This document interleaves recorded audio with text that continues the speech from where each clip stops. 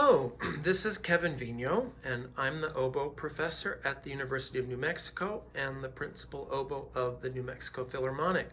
Today I'm going to try and help you with your audition material for the Albuquerque Youth Symphony program, specifically with high school orchestral excerpts, and we have 2 of those.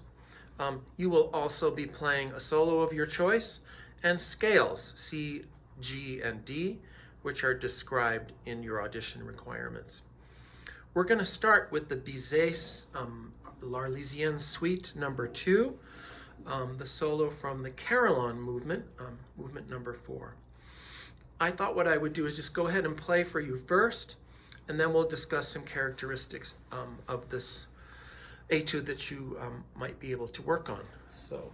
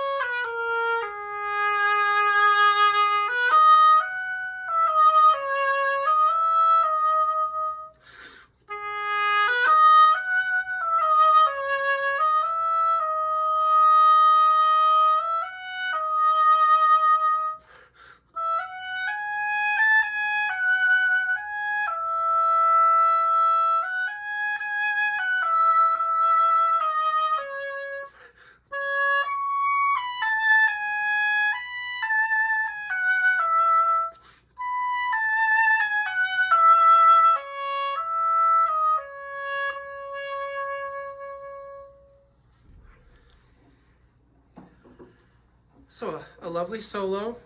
You're actually joined by the woodwinds, more and more of them as the solo progresses. Things that you'll want to try to do are produce your most beautiful tone. Especially at the beginning of this excerpt, try to control your sound in a softer dynamic in piano. The rhythm is important to produce accurately. And underneath, when you listen to this, I hope you do on YouTube, you will hear that there's a persistent rhythm of bum, bum, bum, bum, bum, bum, bum, which is something you'll want to be able to fit into. Lots and lots of dotted 8th, 16th, 8th rhythm in here. And so if you're practicing this with your metronome set to 8th notes, which I definitely encourage you to do, make sure that you don't move on to the 16th note in that rhythm until after the 2nd beat. Bum, ba bum, bum, ba bum, bum, ba bum, bum. Your audition committee will definitely be listening for rhythmic accuracy in that one. So, of course, I'm suggesting you do use your metronome. Breath planning is a little complicated in this one, and you can certainly just listen back and notate maybe where I took a breath, but I'll also describe it now. In general, anytime a long slur marking ends, that would be a good place to breathe. So I'm going to use the bar numbers that are in the score itself. So in bar 74, between the 2 big beats, between D sharp and the next G sharp, is an excellent place to breathe. Then if you can, you try to make a longer phrase all the way to bar 81. And after that first note of 81, the C sharp, you can take a quick breath there before the next C sharp. And I would do that again 2 bars later between the E and the next E. I put in a breath that's not marked. In fact, there's a slur in this place. 3rd bar of D after the D sharp would be an excellent place to take a breath. That would be a pretty long ways to go without that breath. And then I took another one in bar 90, just before the last 2 notes of that bar, bum, ba-dum, bum.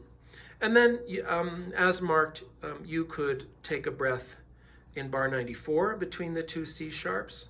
and in 96 before the B. That'll really help you. If you're comfortable on some of those, you could exhale only and then inhale on another breath mark. Of course, on the oboe, our biggest problem is we get backed up with a lot of air. So try not to take huge breaths so that you're not stuck with a lot of stale air. Shaping the phrase is very important, and it's a little hard to know what to do because it's marked pianissimo at the beginning, and you don't have another dynamic marking until almost the end of the solo where there's a crescendo marked. I would take the pianissimo with a grain of salt because you're playing with other woodwinds there, particularly the flute.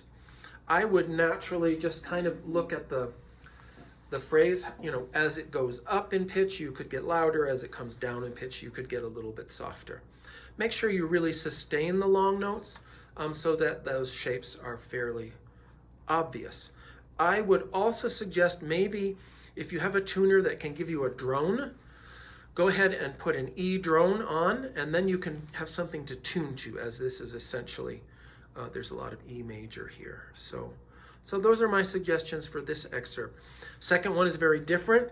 This comes from Wagner's overture to his opera, Die Meistersinger. And here you're representing a sort of very noble procession of, I think, contestants for a music prize. Let me play it for you first.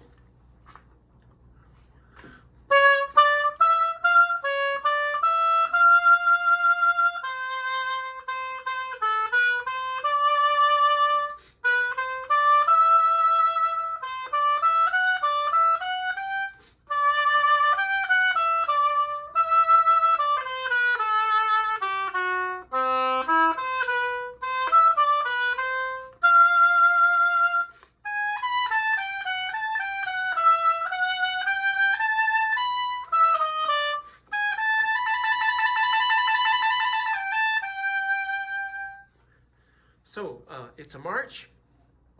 It is pretty much fortissimo the whole time. You want to make a very full and sustained sound. The articulations, it does have the marking rinforzando, which I think is kind of a heavy marcato. Just keep it nice and heavy and very connected. The whole orchestra will be playing at that point. So yeah, you want to make a nice full sound. It should have a march feel to it. You have tempo designations there between 96 and 104 would be an acceptable tempo. And just make sure you play all the right accidentals and the correct rhythms. The trill at the end, I would say just stop the trill sort of around the fourth beat. So you can play those two little notes. They'll be a little faster than 16th notes leading into the last note. I'll play that again for you. So the trick is just ending the trill on time, so you can put those little notes in. I hope this was helpful, and I wish you best of luck in your AYS auditions, and hope to meet you someday. Bye.